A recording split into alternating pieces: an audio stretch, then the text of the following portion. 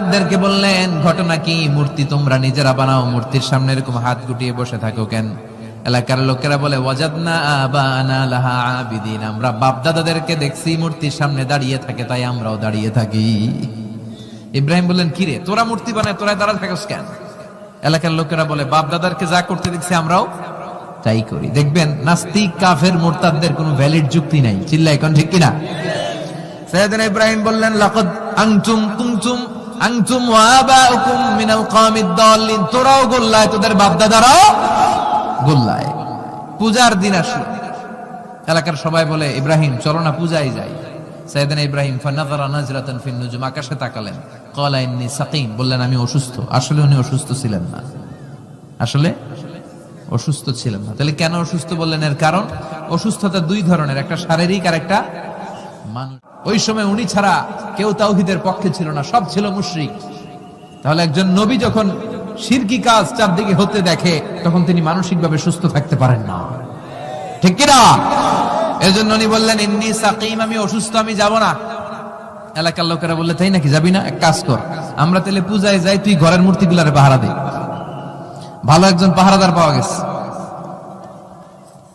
আমরা পূজায় গেলাম, তুই ঘরের মূর্তিগুলারে পাহারা দে। ভালো পাহারাদার, মূর্তির পাহারাদার, নাম কি?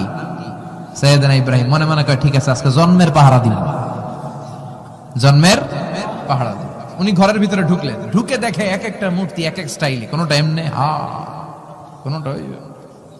কোনোটার 10 হাত, কোনোটার 12 হাত, কেউ হাঁ করে আছে, কেউ তলোয়ার ধরে, কেউ হাতির বেশে, কেউ নারীর বেশে, বিভিন্ন রঙের মূর্তি আছে না নাই? সাইয়েদনা ইব্রাহিম ঘুরে ঘুরে সবগুলার দিকে তাকায়, আর দেখে সবগুলার সামনে হচ্ছে সন্দেশ, রসগোল্লা, চমচম, কালোজাম, দুধ মালাই, মালাই চপ আছে না নাই?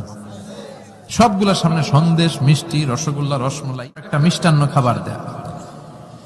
ইব্রাহিম মনে করলেন ওরা মনে খাবে, একটু বাটিটা তুইলা ধরি। হ্যাঁ কইরা আছে, ওটার মুখের সামনে নিয়ে কয়, খা। কি কয়? আর মূর্তি করে আছে, হ্যাঁ। ফারাগা ইলা আলিহাতিহিম, মূর্তিগুলোর কাছে গেলেন, সন্দেশ, রসগোল্লার বাটি তুলে ধরে বললেন, খা খা।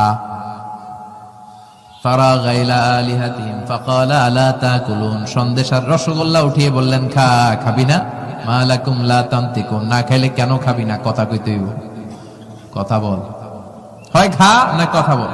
এখন মূর্তিগুলা খায়ও না, কথাও। আপনার ছেলে কান্না জোরে দিছে, আব্বু চকলেট খাবো।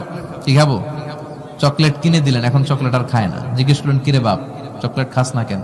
কথাও কয় না, খায়ও না, কথাও কয় না। এখন বাকি আছে কি?